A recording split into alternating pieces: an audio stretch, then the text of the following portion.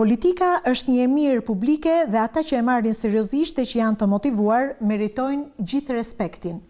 Kjo është vetëm një nga frazat e një prej librave, do ta konsideroja të kohëve të fundit mjaft interesant dhe pse jo shumë tërheqës për lexuesin në pothuajse të gjitha trevat shqiptare ku ai ka shëtitur politika si ide i një prej politikanëve më të njohura shqiptare, zonjit Valentina Leskaj. Kam kënaqësinë që sonte ta kem në një bisedë ekskluzive në ekranin e radio-televizionit publik shqiptar. Zonja Leskaj, mirë se erdhët në Korçë. Faleminderit, dhe në Korçë vihet gjithmonë me kënaqësi, sepse Korça është Korçë.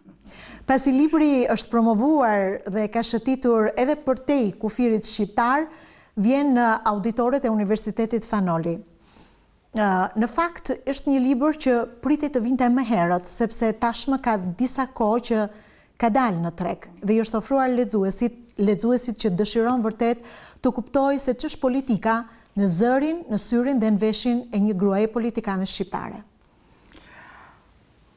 Në fakt që nuk ka ardhur më herët, nuk ka qenë çështje vullneti, por libri, siç u tha dhe sot në promovim, ka pasur një rrugtim pak a shumë të gjatë, domethënë edhe nëpër Shqipëri ka pasur shumë aktivitete. Dhe përveç kësaj, meqense është botuar në Itali, ka pasur disa promovime edhe në Itali, duke filluar nga Senati Italian në Milano, pastaj po flas në trevat shqiptare, kështu që agenda ka qenë shumë e ngjeshur, e kam fjalën agenda e takimeve dhe e ftesave për librin.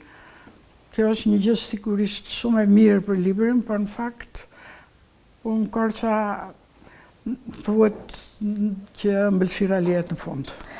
Nuk është e fundit, se ka edhe vende të tjera. Se do ketë besoj edhe qytete të tjera kur do shëtis. Po vi gjithmonë, vërtet e them që vi gjithmonë me kënaqësi dhe me dashuri në Korçë për atë çka Korça përfaqëson, për atë çka Korça përfaqëson edhe për librin tim, sepse Korça përmendet edhe në libër, për shkak edhe të njerëzve që kanë bërë histori në Korçë, për shkak që është edhe vendi i shkollave të para shqipe, e për kulturën që rrezaton, për qytetarin që rrezaton, e për shumë arsye tjera. Zonja Leskaj, ju e keni filluar një intervistë shumë vite më parë me një gazetare të huaj me shprehjen: ne nuk e lëshojmë veten, nuk dorëzohemi se nuk kemi zgjidhje tjetër. Në këndvështrimin e një gruaje e cila për më tepër se një dekadë është marrë dhe është bërë pjesë e shoqërisë civile, ka mbrojtur kauza të ndryshme dhe më pas zgjedh të përfshihet në politikën shqiptare, si një grua aktiviste dhe si një politikane. Si do ta ritheksonim edhe një herë këtë shprehje? Në fakt, kjo shprehje lidhet me një forum të rëndësishëm ndërkombëtar, forum botror, forum i Hagës quhet, në fakt i organizuar nga Kombet e Bashkuara për çështjet e popullsisë dhe zhvillimit, kanë qenë shumë personalitete botrore, dhe një gazetare CNN-it e cila më ka marrë një intervistë, më bëri një pyetje, tha, a e kam drejt apo dëgjova që juve s'keni pasur drita? Sepse atë kohë, ky forum është bërë në 98, dhe atë kohë, 98 ka qenë diçka e tillë, ne na iknin shpesh dritat, dhe në fakt personi që mua më kërkoi fjalimin që kisha mbajtur në forumin e Hagës, unë i thash që e kam me pika, i thash, dhe kujtoj edhe emrin e personit, Rupert, ishte njeri i shtypit, i thash e kam me pika, i thash, sepse nuk ishim, na ishte djegur generatori në lagje, nuk ishim drita, dhe ajo e dëgjoi, në fakt, mendoj që i thash dhe me zë shumë të lartë, po e dëgjoj dhe më pyeti, tha, unë duhet ta filloj këtu intervistën, a është e vërtet që juve s'keni pasur drita, çfarë ju mungon tjetër? Unë në fakt pak me humor i thash ndonjëherë edhe uji, dhe ajo më tha, po si mund t'ja bëjta një grua si ti? Do thënë të bëj dhe karrierën, vide këtu dhe të ketë këto probleme. Dhe unë i thash në anglisht we never give up, do të thotë që nuk dorëzohemi sepse nuk kemi zgjedhje, duhet ecim përpara. Do thënë kjo ishte e vërteta e kësaj.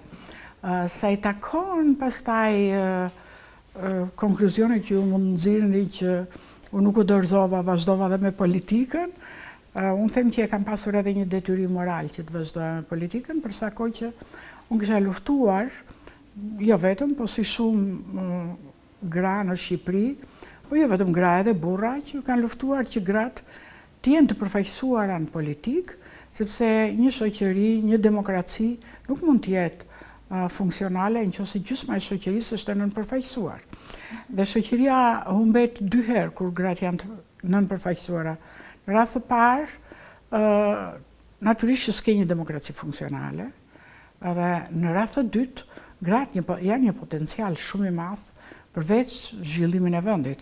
Çka do të thotë që shoqëria nuk e përdor këtë potencial. Sot ne kemi mbi 64% të studentëve në universitet dhe janë dhe akoma më shumë ata që mbarojnë universitetet, që janë vajza.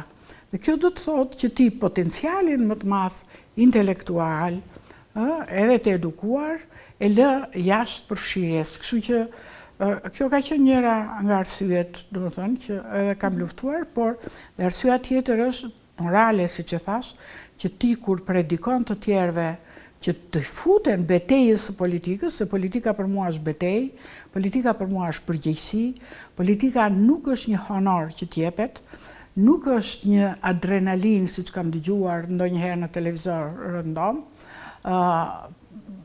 varet si të pishon, po përkundrazi është përgjegjësi, kështu që nëse ti refuzon të marrësh përgjegjësi, nuk ke moral që të flasësh të tjerëve që të marrin përsipër përgjegjësitë e politikës, sidomos në një vend si Shqipëria ku politika nuk ka qenë e lehtë, sidomos për gratë. Të paktën në kohën që isha unë, ne ishim vetëm 10 gra në parlament, 6.7% e parlamentit ishte gra, sot është mbi 30%, dhe shpresojmë zgjedhjet e reja të shkoj edhe mbi 35%. Dhe në fakt në këto 10 gra ju ishit ndoshta ndër të paktat që kishit edhe një angazhim total në shoqërinë civile. Cilat kanë qenë modelet në shoqërinë civile që ju kanë ndjekur për më tepër se një dekadë? Unë kam pasur ndofta dhe fatin edhe privilegjin që të mos të ndjek thjesht një model, apo mos të kem parasysh vetëm një figurë, sepse për shkak të angazhimit që kam pasur, brenda dhe jashtë vendit, dhe duhet ta theksoj sepse këtë jashtë vendit, sepse bota ka modele të pafundme, grash të suksesshme, grash kanë bërë histori, grash të mençura, kështu që kam pasur mundësi që të kryqëzohem dhe që jeta ime, udhëtimi im, jo vetëm politik, po udhëtimi i aktivizmit, i shoqërisë civile, më ka kryqëzuar me gra shumë të famshme. Diku përmes historisë, bie fjala po përmend Eleanor Rooseveltin, që ishte nga ato gra që ndryshoi rolin e zonjës së parë të Shteteve të Bashkuara të Amerikës. Ishte një gruaj që kishte kurajon të dilte edhe kundër bashkëshortit të saj president në debate publike apo në mediat, dhe ka autorsinë edhe të kartës për të drejtat e njeriut, gra që ka pasur edhe në Shqipëri, që i kam përmendur dhe këtu në libër, të cilat në vitet 20-30 kanë dhënë modelin e gruas së zëshme, dhe kanë qenë, do të thoshja, zëri i të pazëshmeve, kështu që modelet janë të shumta. Unë, për mua, do të thënë, në edukimin, në formimin tim, edhe si njeri angazhuar dhe si politikane, më shumë kanë ndikuar nevojat e vendit. Sepse ti mund të zgjedhësh modele në botë, po është një kontekst tjetër politik, social dhe ekonomik. Dhe në Shqipëri në kohë të ndryshme ka pasur kontekste të ndryshme. Çka do të thotë që të gjitha këto lloje që mund të jenë modele, qofshin gra apo burra, sepse unë nuk i ndaj dhe kurse kam parë veten si gruan politik. Unë në politikë kam parë veten si politikane. Pra, politikane që duhet marrë përgjegjësi përsipër për atë angazhim që ka, dhe për atë që e kanë zgjedhur njerëzit. Sepse edhe kam thënë edhe në libër, për mua pjesa më e mirë, më motivuese e politikës kanë qenë njerëzit e thjeshtë. Ajo është pjesa që vërtet të inspiron, ajo është pjesa që të motivon, dhe ajo është pjesa që në një farë mënyre, pse jo, edhe të kurajon. Ndërkohë që është në prill të vitit 1992, kur Shqipëria ishte ende në fillimet të shoqërisë civile, ju bëheni pjesë e takimit të ekspertëve për çështjet e politikave dhe programeve të popullsisë organizuar nga Fondi i Kombeve të Bashkuara për Popullsinë në Kairo të Egjiptit. Një angazhim ky shumë i gjatë, 25 vite me radhë. Çfarë ka sjellë ky angazhimi juaj në Shqipëri, për Shqipërinë? Kjo është një nga çështjet me të cilën unë kam qenë lidhur, jo vetëm që nga 92-shi, por në libër ka një fotografi që kur ka ardhur misioni i parë i Kombeve të Bashkuara në Shqipëri në vitin 90, madje ishte akoma e pa çliruar shoqëria dhe jam kritikuar për atë takim me një mision ndërkombëtar që kishte ardhur, të cilët kishin ardhur eksaktësisht për çështjet e popullsisë dhe të zhvillimit, dhe në fakt që lidhej me Fondin e Kombeve të Bashkuara për Popullsinë. Në fakt, unë kur jam kritikuar atëherë kam thënë që ky është Fondi i Kombeve të Bashkuara, Shqipëria është anëtare e Kombeve të Bashkuara dhe nuk është se kam takuar ndonjë armik, domethënë, po e kam filluar pak më herë. Gjatë gjithë kohës kam qenë motivuar me çështjet e popullsisë dhe të zhvillimit dhe mbetem e angazhuar. Nuk jam e lumtur që koha më ka dhënë të drejtë, por koha më ka dhënë të drejtë dhe kam pasur të drejtë që kam qenë ndjeshme ndaj çështjeve të popullsisë. Se ja ku jemi sot, përballemi me një krizë demografike, përballemi me moshim të popullsisë, pra, dhe me gjithë problemet që derivojnë nga moshimi i popullsisë.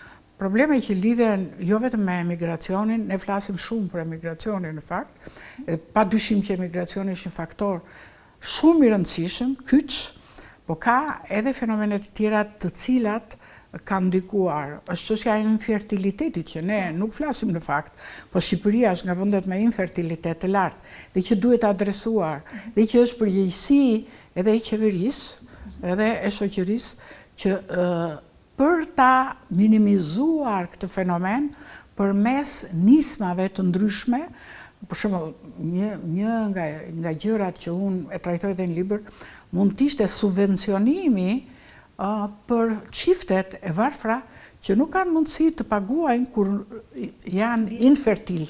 Atëherë duhet të subvencionojë shteti sepse ata nuk kanë mundësi të paguajnë mijëra dollar, pra për të ngelur shtatzan apo për të pasur një fëmijë. Janë nisma të tjera të cilat kanë nisur nga kjo qeveri në fakt, siç është baby bonus, i cili është parashikuar që edhe do rritet edhe do shumë fishohet, dhe kjo është një gjë shumë e mirë, po janë dhe shumë masa të tjera që kanë të bëjnë me ndihmën. Ka politika, ka shumë modele bota. Ka modele dhe në fakt unë nuk po i referoj modelit francez dhe suedez, të cilin e kam përmendur, po ne nuk kemi ato mundësi. Dhe në fakt do krijonim pritshmëri artificiale. Do të thotë që ne duhet jemi me këmbë në tokë. Po unë kam trajtuar modelin për shembull të Slovakisë. Është një vend që ka 5 milion banor, si Shqipëria që është një vend i vogël me 3 milion banor për rumbullakos, por që ka gjetur zgjidhje për të adresuar çështjen e emigracionit, se çështja e emigracionit nuk është një problem shqiptar. Shiko, në Ballkan, deri në vitin, ose të paktën me referencën e vitit 2020, që unë kisha, tashti është mbi 22, po deri në vitin 2019 kishin ikur 19 milion banor nga vendet e Ballkanit Perëndimor. Çka do të thotë që nuk është vetëm Shqipëria, se do kishte ikur e gjithë Shqipëria dhe nuk mjaftonte, ndërkohë që sot ka shkuar mbi 22 milion. Por nuk ikin vetëm nga Ballkani Perëndimor, ikin shumë nga Polonia. Pse përmend Poloninë? Sepse Polonia është nga vendet që ka prosperuar në ekonomi, ka ecur shumë. Pra, unë po përpiqem të krahasoj me vende që mund të krahasohemi, jo vetëm thjesht nga numri i popullsisë, nga numri i popullsisë as me Poloninë nuk krahasohemi dot, po me Slovakinë krahasohemi sepse ata kanë 5 milion banor dhe janë vendet që kanë dalë nga komunizmi. Po ikin nga Italia gjithashtu, ikin nga Greqia gjithashtu, që janë vende të Bashkimit Evropian. Është normale që njerëzit të kërkojnë një jetë më të mirë. Shqyr që shqiptarët jo që po ikin, se kjo është fatkeqësi, po që kanë lirinë e lëvizjes, domethënë, me ndryshime demokratike. Ka dhe një përpjekje për rikthimin e tyre. Me rënien e perdes. Por, kjo lëvizje duhet jetë si zgjedhje, jo si detyrim. Do të thotë që, kur them jo si detyrim, e kam fjalën, jo se nuk gjen punë, jo se nuk ka akses në shërbime, siç nuk kanë zonat malore, dhe këtu është një problem shpopullimi pastaj, kalon një problem shpopullimi, apo fenomenet të tjera. Unë në libër kam thënë një gjë që ndofta është pak e fortë, që refuzojnë modelin e shoqërisë që kemi ngritur. Pse e them këtë? Sepse në qoftë se njerëzit, në qoftë se ka korrupsion, sigurisht që është një problem për shoqërinë. Në qoftë se njerëzit nuk kanë akses të barabartë në shërbime, jo vetëm e thjesht që ai që ka para e realizon shërbimin dhe ai që s'ka se realizon, që kjo po, por edhe trajtimi shpesh bëhet i pabarabartë. Shpesh ti duhet kërkosh mik për në spital, mik për vend pune, mik për një kopësht më të mirë, mik për një shkollë më të mirë. Shumë gjëra kanë ndryshuar, Shqipëria ka ecur shumë, nuk është më Shqipëria që ka qenë, dhe ne vërtet dhe bëjmë mirë që evidentojmë problemet, por nuk duhet harrojmë që sot Shqipëria është kthyer një pikë reference për rajonin. Në qoftë se deri shumë pak vite më parë ka qenë Serbia referencë për rajonin. Maqedonia gjithashtu ka qenë më përpara dhe në proceset integruese. Malizi ka qenë më përpara. Sot Shqipëria ka dalë më përpara dhe nuk do të harrojmë dhe këtë. Po kjo nuk do të thotë që ne nuk duhet të adresojmë problemet. Dhe këto probleme, kur i adresojmë vetë, kjo është një vlerë e veçantë. Kur vetë njerëz që janë përfaqësues të majorancës, që janë kontributor të majorancës, që janë njerëz që punojnë, i adresojnë fenomenet, i adresojnë problemet, kjo duhet të ngjallë shpresë për njerëzit, sepse kur ti reflekton, do të thotë që ti i ke në mendje për zgjedhje. Në qoftë se ti del dhe bën vetëm propagandë, por nuk reflekton, natyrisht që kjo i bën njerëzit të humbasin shpresën. Po unë them që në Shqipëri ka filluar, por është kthyer shpresa, sepse në qoftë se shikojmë edhe numrin e njerëzve të kthyer, që asë që mendohaj disa vite përpara, vërtet. Unë kam dëgjuar shumë që thonë që sot i ikin më shumë se asnjëherë tjetër, nuk është e vërtet. Po të shikosh statistikat edhe referencat, përgjithsisht ka pasur disa momente ku Shqipëria ka pasur fluksin më të lartë. Dhe nëse ne nuk do bëjmë një analizë reale të vërtet, edhe adresimi nuk do jetë i vërtet. Dhe nuk është e vërtet që sot ikin më shumë, ndërkohë që sot kthehen, nuk them se kthehen më shumë, po them që kthehen deri disa vite përpara as që mendoj që të ktheheshin. Dhe as që mendoj që të kishte akses, pa dyshim që unë mendoj për shembull për fermerët e Korçës, po e them me shumë sinqeritet, unë që flas si jam më në politikë, sepse jam larguar vetë nga politika, kam bërë dorëheqjen siç juve e keni ndjekur, por natyrisht mua më dhëmb kur i shoh fermerët e Korçës që detyrohen të presin mollot apo të hedhin të zëm në kanal. Ky është një alert që të gjithë neve si shoqëri, jo ata që e kanë në kuris, jo fermerët e Korçës vetëm, por të gjithë ne si shoqëri duhet reflektojmë se nuk humbet një familje nga ajo. Natyrisht ajo familje humbet, po humbet gjithë shoqëria, sepse shoqëria në një shoqëri kapitaliste që ne vetë zgjodhëm dhe e ndërtuam, natyrisht prosperimi i sektorit privat është shumë i rëndësishëm.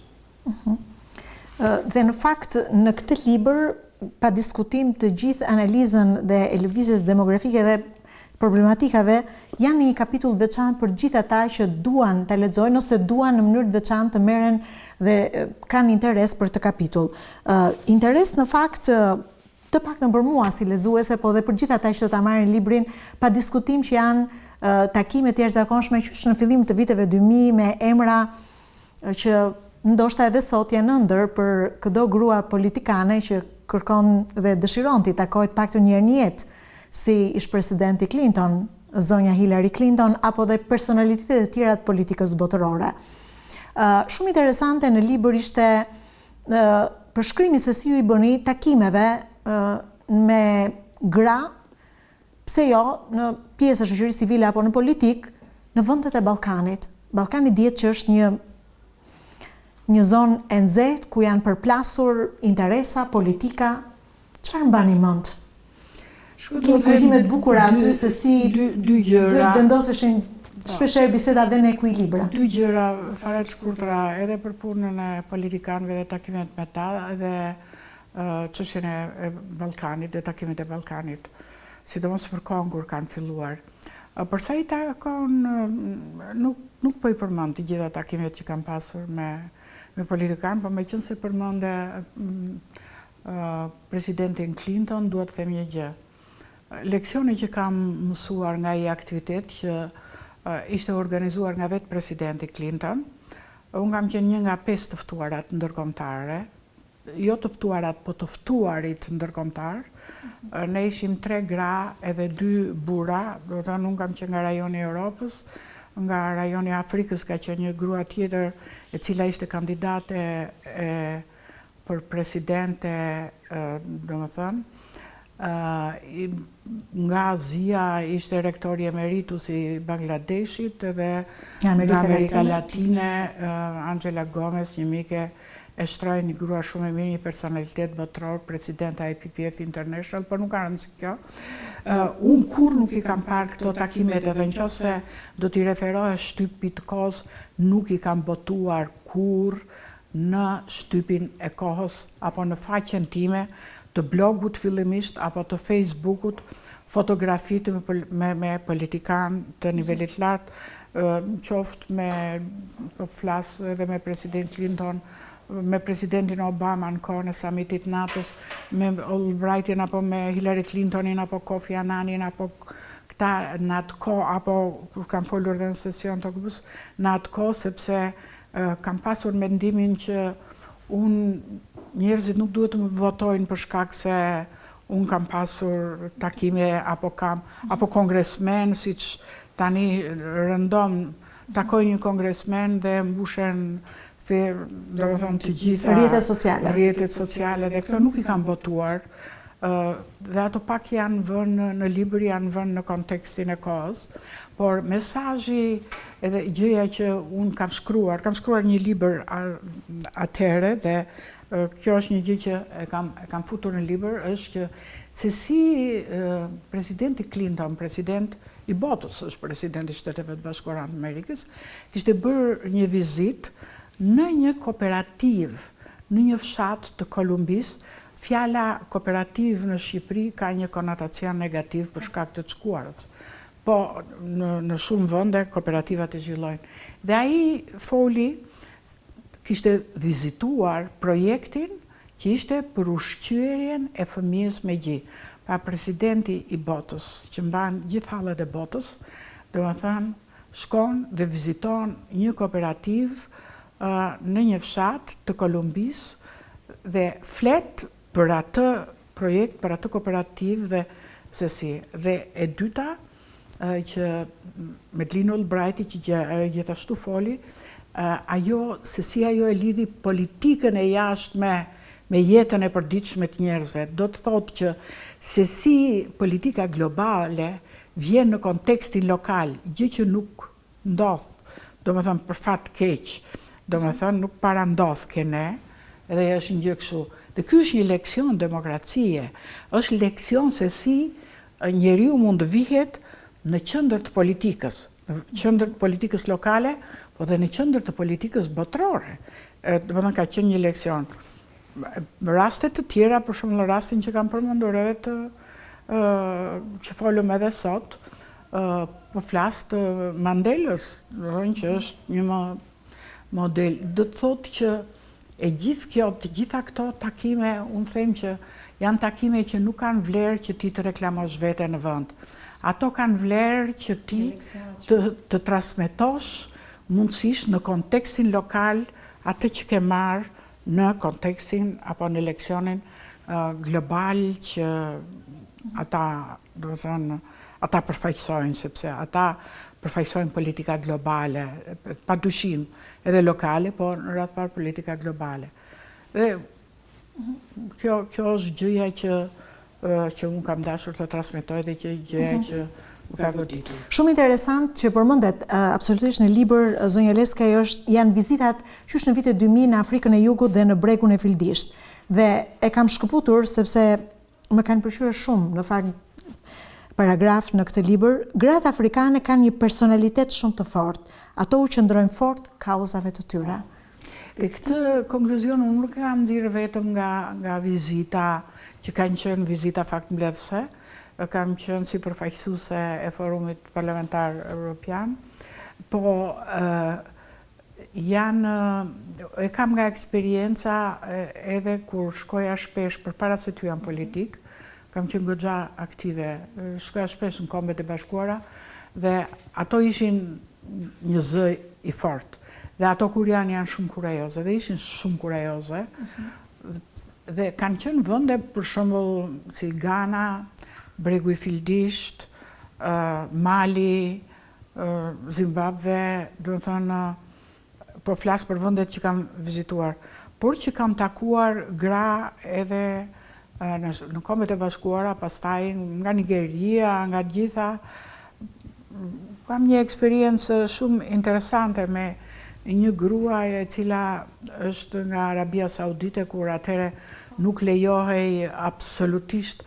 Është e para grua saudite e cila ka bërë një kolegj amerikan, të cilin e kishte bërë në Egypt, babai i saj kishte profesor, e kishte shkuar me të, patjetër s'kishin të drejtë as të udhtonin gratë pa pasur një mashkull me vete, kështu që ajo udhtonte kur shkonte për në shkollë me tjatin, ai e çonte, ai e sillte, dhe që kur hipnin në avion që do kthehej në Arabinë Saudite, ajo me njëherë hidhte hijabin, atë mbulesën. Dhe ishte një grua shumë kurajoze, unë kam pasur fat, kam pasur mikesh, dhe kam pasur fat që kam pasur mikesh të Raja Obajdin. Dhe ajo, mbasi mbaroi edhe doktoraturën që e bëri në Shtetet e Bashkuara të Amerikës, kur kthehej me tjatin, se siç e thash nuk mund të hynte në vend pa qenë e shoqëruar nga një burr, tash i ka ndryshuar goxha politikat edhe në Arabinë Saudite, kur ajo u ngrit mori valixhen edhe të vishte hijabin, i jati i saj, domethënë, po shikonte shumë i menduar dhe unë fakt atë e kam shtjelluar me detaje, se është interesante. Dhe më në fund, arriti me gjithë e dinte çdo përballte atje, arriti i tha të bijës, hiqe, ti nuk je më për këtë.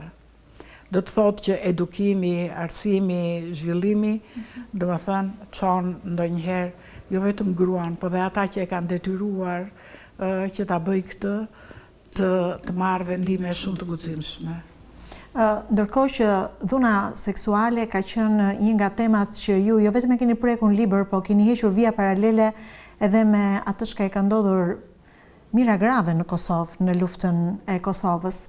Tani unë duhet ndalem pak në çështje që ju i keni prekur dhe që duket në një farë mënyrë sikur është bërë një lloj parashikimi asaj çka do të ndodh mes vendeve ku zgjente politika, Ukrainë, Rusi, Izrael, Palestinë. Zyrtarisht, pavarësisht se libri është botuar disa vite më parë, ju i keni përmendur këto vatra të nxehta, si shikoni sot këtë gjendje? Shiko, ajo ka ardhur në mënyrë fare të natyrshme, kjo çështja e dhunës seksuale, sepse ky është një problem botror, në fakt, nuk është një problem vetëm rajonal, sigurisht problem botror. Ju përmendët pak më përpara angazhimin dhe në rajon. Në rajon jam angazhuar në vitin 93, kur ne ngritëm qendrën e UNESCO-s për gratë dhe paqe në Ballkan, e juve e kuptoni se çdo të thotë që në 93-shin të mblidhje gra, kur Ballkani zihente nga lufta, të mblidhje gra të vendeve të ndryshme të Ballkanit dhe të luftoje për gratë dhe paqen. Sigurisht kishte ndodhur, ishte edhe lufta e Bosnjës, ku gjithashtu viktimat e dhunës seksuale ishin në rreth 20.000, po aq janë në Kosovë, që ndodhi me Kosovën, por në Kombet e Bashkuara ky ka qenë një debat shumë i nxehtë. Unë kam qenë angazhuar atëherë atje. Është ende një debat shumë i nxehtë, Madje duhet ta përmend që një nga avokatet shumë të famshme që sot është e angazhuar dhe që po bën në një farë mënyrë histori është gruaja e George Clooneyt, Mala Clooney, e cila ajo kur është diskutuar me nismën e qeverisë gjermane në Kombet e Bashkuara, ajo ka thënë që kjo është dita e Nurembergut. Çka do të thotë që me të drejtë, me shumë të drejtë e ka krahasuar me Nurembergun. Por për fat të mirë të paktën, le të themi teorikisht, edhe në letra dhe në dokumenta, në instrumenta ndërkombëtare, dhuna seksuale është njohur si armë lufte dhe kjo ka ndihmuar dhe për gratë jo vetëm në Ballkan, por në Ruanda dhe vende të tjera të botës ku ne kemi pasur goxha debate atëherë në Kombet e Bashkuara dhe debati vazhdon, ajo ka ndjekur gjyqet, domethënë, dhe është nga avokatet më të zëshme, mund të them, Amal Clooney, për këtë çështje. Zonja Leska, edhe për shkak të përvojës gjatë që keni në politikën shqiptare, si shihni në fakt këto vatrat e nxehta që janë hapur tashmë në botë? Rusi, Ukrainë, si shihni të ardhmen për përfundimin e këtyre luftave? Nuk janë, domethënë janë relativisht të vjetra, do të thoshja, sigurisht. Nëse marrim rastin e Ukrainës, dhe unë jam kritike, do thoshja, edhe ndaj Europës dhe BE-s për mënyrën si është trajtuar çështja e Ukrainës, që erdhëm në këtë ditë. Unë kam qenë në Këshillin e Europës në vitin 14, kur është bërë, kam qenë kryetare e delegacionit ton atje, pastaj kam qenë edhe reportere për Moldovin dhe Amar shumë e rajonin, reportere e Këshillit e Europës për Moldovin, pastaj edhe zëvendëspresidente në byro, këto dhe kam qenë e involvuar. Atëherë ndodhi aneksimi Krimes. Nëse çështja do ishte adresuar më seriozisht që atëherë, nuk do kishte ardhur në këtë ditë, them çështja e Ukrainës. Pra, ka pasur vonesa për sa i përket, domethënë, edhe qëndrimit të Europës edhe të komunitetit, do të thoshja, ndërkombëtar në këtë. Ne kemi pasur debate pafund, debate, do të thoshja, shumë të forta për sa i përket sanksioneve ndaj Rusisë në atë kohë, që duhet të ishin vënë pavonesë sanksionet. Dhe për sa i përket padyshim edhe situatës në lindjen mesme, është një situatë që do të thoshja rënjët i ka të vjetra, por që në fakt ka dhe një kthim mbrapa në një farë mënyre, sepse disa vite më përpara u bë ajo që quhet Abraham Accord, që u bë dhe akordi mes Izraelit dhe disa nga vendeve të botës arabe, cilat kanë edhe influence përfshirë Emiratet e Bashkuara dhe do të thënë deri te Sudani, po pak vende. Dhe ishte një proces vazhdonte dhe unë kam qenë, do të thoshja edhe për shkak të pozicionit që kam, që jam e zgjedhur në bordin ndërkombëtar të luftës kundër antisemitizmit, kam qenë dhe mbetem në këtë anë që ai Abraham Akordi duhet kishte vazhduar, domethënë mos ishte sulmi që bëri Hamasi, domethënë në 7 tetor, ndaj Izraelit, si thuash, krijoi këtë shpërthim që është futur në një rrugë pa krye. Domethënë, është një konflikt jo i lehtë, është një konflikt shumë i vështirë, natyrisht që është ashtu siç kam qenë shumë agresive në sulmin që u bë një komuniteti hebrej, disa të rinjve edhe familjarve të cilët po festonin një fest të tyre, sepse sulmi u bë në një fest, kur ata po festonin, nuk është se ishte një sulm që buroi nga ndonjë konflikt politik ose kështu. Dhe po e njëjta gjë më dhimbsen kur shikoj padyshim, dhe besoj çdo njeriu i dhimbset, aty ka shumë edhe vetë izraelit, gazetar, shkrimtar, personalitete të botës kulturës, të artit, që kanë reaguar, domethënë, dhe padyshim që zgjidhja është zgjidhje me 2 shtete, ashtu si qeveria shqiptare ka mbajtur në mënyrë konsekuente, dhe unë këtu nuk po flas në fakt për qëndrimin e qeverisë, sepse e ka të deklaruar, por po flas edhe për qëndrimin tim si individ dhe si një njeri i angazhuar në luftën kundër antisemitizmit. Pse? Sepse sot ka një antisemitizëm të ri. Në fundit, një fëmijë që shkon në një shkollë, po them në Gjermani, apo në Francë, apo në Itali, që është hebrea, apo që shkon në një sinagogë, apo që shkon në një dyqan kosher, quhen dyqanet e tyre, çfarë faji ka se mund të bëj gabime politika dhe sigur domethënë mos të bjerë dakord, dhe është e drejtë e tyre të mos bjerë dakord me politikën ta zëm të Netanyahut apo që mund të bëhet në Izrael. Pra këtu shpesh ngatrohet, domethënë antisemitizmi dëmton popullatën e thjeshtë që mund të mos ketë asnjë përgjegjësi, domethënë për ato që ndodhin atje. Kjo është gjua e ashpër në fakt e politikës edhe jashtë kufive shqiptar. Po gjua e politikës shqiptare, sa e ashpër është? Jo, unë kam shkruar për atë, vazhdoj, problemi si ne shohim të ndryshmin, sa pranues, sa tolerant jemi, dhe pushteti gjuhës është shumë i fort, nuk po marrë një shprehje popullore që thot gjuha kocka nuk ka, po kocka thyen, po padyshim ajo është gjuhë urrejtje, që është një shqetësim i madh, që në fakt ka si burim kryesor më shumë politikën dhe media ka rënë atë kurth. Ndërkohë që jemi në një kohë fushate dhe nuk e di si i përkufizoni gjuhën që po përdoret në fakt në këtë fushatë. Jeni në koherencë, po e ndiqni? Jo, unë në fakt sigurisht që e ndjek, sepse çdo njeri i angazhuar dhe çdo qytetar i këtij vendi e ndjek fushatën. Si lidhet edhe me interesat e vendit edhe të vet, por natyrisht unë kam bërë dorëheqjen nga politika aktive në kuptimin. Padyshim që jam njeri i angazhuar. Padyshim që jam njeri i angazhuar, jetoj me politikën, e ndjek politikën, kontriboj dhe kontributi bëhet në mënyra të ndryshme. Për shembull, librin e kam quajtur një pjesë të kontributit, dhe këtë që diskutojmë bashk është një pjesë e kontributit, kur njeriu jep një mendim për politikën.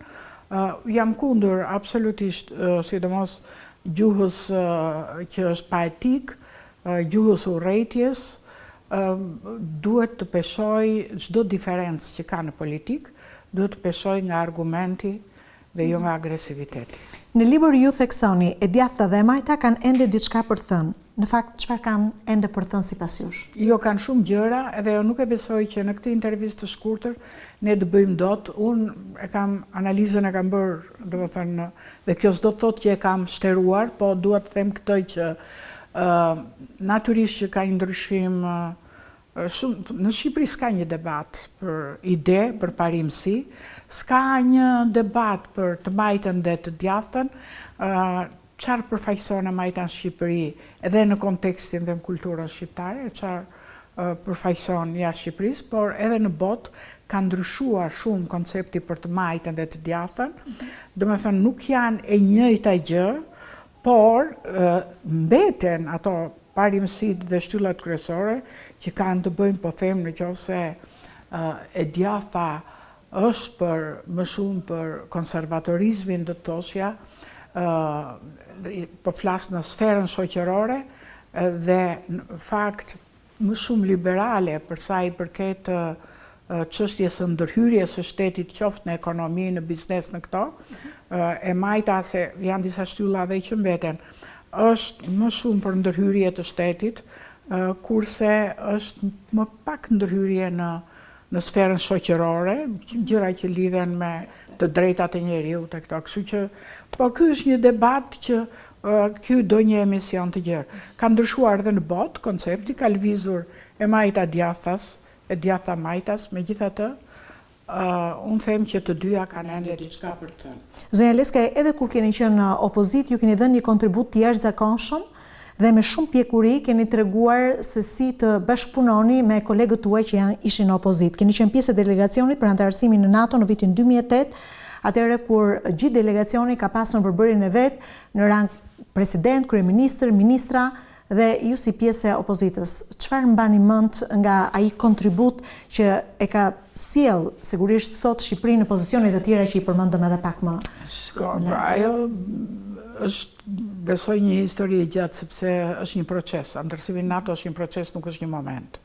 Pavarësisht nga 2 summitet e Bukureshtit që morën ftesën dhe ai i Strasburgut ku antarësua me drejtat plota, por NATO është një proces, edhe të gjitha proceset e integrimit janë një proces, dhe natyrisht që të analizosh një proces duhet shumë kohë. Ajo që duhet të them është që me atë proces edhe me qëndrimin që mbajtëm për NATO, ne dham një model që ne jemi në gjendje të bashkëpunojmë dhe të japim një mesazh pozitiv për partnerët tanë që Shqipëria e meriton integrimin, e meritoi integrimin në NATO për shkak të mesazheve që dham, edhe të punës që bën dhe sigurisht e morëm, dhe kjo duhet të shërbejë edhe si leksion demokracie dhe për procese tjera. Besoni që edhe procesi që është natyrisht një nga proceset më të rëndësishme, të fjalës së ditës, procesi i integrimit të Shqipërisë në Bashkimin Evropian do të jetë një proces që për pak vite do të përfundojë? Besoni një gjë të tillë?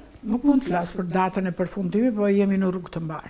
Zonja Leska, ju keni qenë për pak kohë, por keni dhënë një kontribut shumë të madh si në qeverinë nano, kur është propozuar dhe ju është besuar një post ministrie, bëhet fjalë për Ministrinë e Çështjeve Sociale. Dhe një moto e punës tuaj ka qenë njeriu në qendër të shërbimeve. Keni sjellë risi me gjithë kohën e shkurtër që keni qenë në krye të kësaj ministrie, dhe sigurisht ajo që ju ka bërë të ndryshme, të themi, nga ministret e tjera, ka qenë pikërisht përpjekja që ju keni bërë për kthimin e profesioneve. Si shihni sot përpjekjet që bëhen pikërisht për ta kthyer individin në profesion, në shërbim? Shko, e para njëherë për sa i përket asaj që njeriu në qendër të shërbimeve, unë do të thoshja që nëse nuk futet në shërbimet tona sociale, kujdesi për individin, sepse në fundit, do me thënë, ti për çfarë i bën shërbimet, nuk diskutohet. Por kjo është një filozofi që është në të gjitha vendet e zhvilluara, nuk është se po të them e shpika unë e kam mësuar nga koha edhe nga koha që kam qenë në shoqërinë civile, aty ne kemi ngritur 8 qendra shërbimi sipas modelit të shërbimit me në qendër njeriun, çka do të thotë që ai që quhet klient, pacient, i shërbyer, domethënë gjithë kujdesi. Dhe kjo fillon që nga mënyra se si paraqitet dhe se si vishet ajo që shkon atje në qendrën e shërbimit, që ajo gruaja e Bathores apo e një periferie këtu në Korçë duhet të ndjehet mirë kur vjen në një qendër shërbimi, duke parë që nga pamja e jashtme dhe veshja e asaj që e pret në qendrën e shërbimit, nga sjellja, nga gjuha që përdor dhe pastaj nga shërbimi, i gjithë shërbimit, cikli i shërbimit që duhet. Natyrisht që këto janë metoda që bota i ka futur me kohë. Dhe përsa i përket strategjisë për formimin profesional, si e shihni Formimi edhe ditën e profesional, sotme? unë ndjehem krenare që kam hapur qendrat e formimit profesional në të 12 rajonet, qendra rajonale.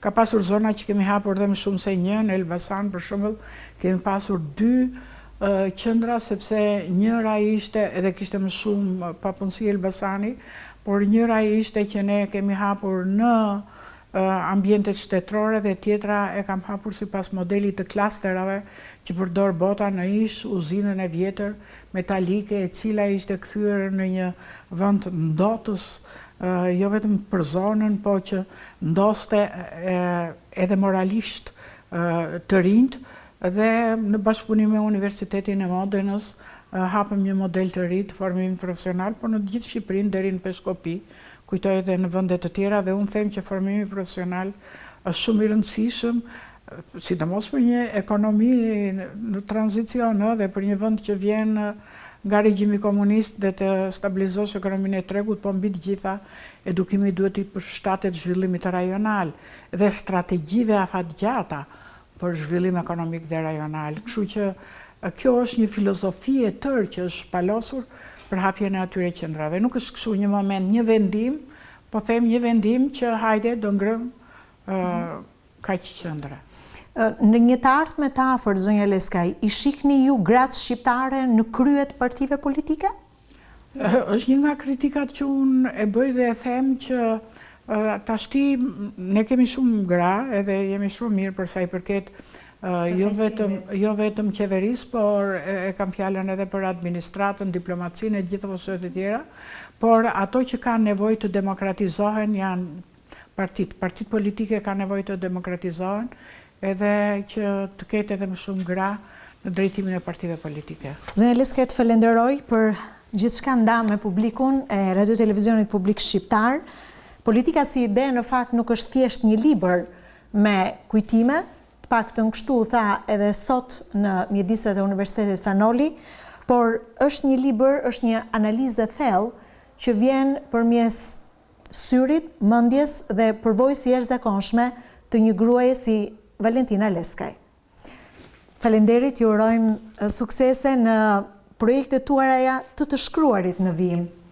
Faleminderit, sigurisht unë njeri angazhuar jam, edhe shkruaj edhe kam aktivizëm, kështu që angazhime. Shumë shpejt besoj do takohemi me një tjetër libër tuaj.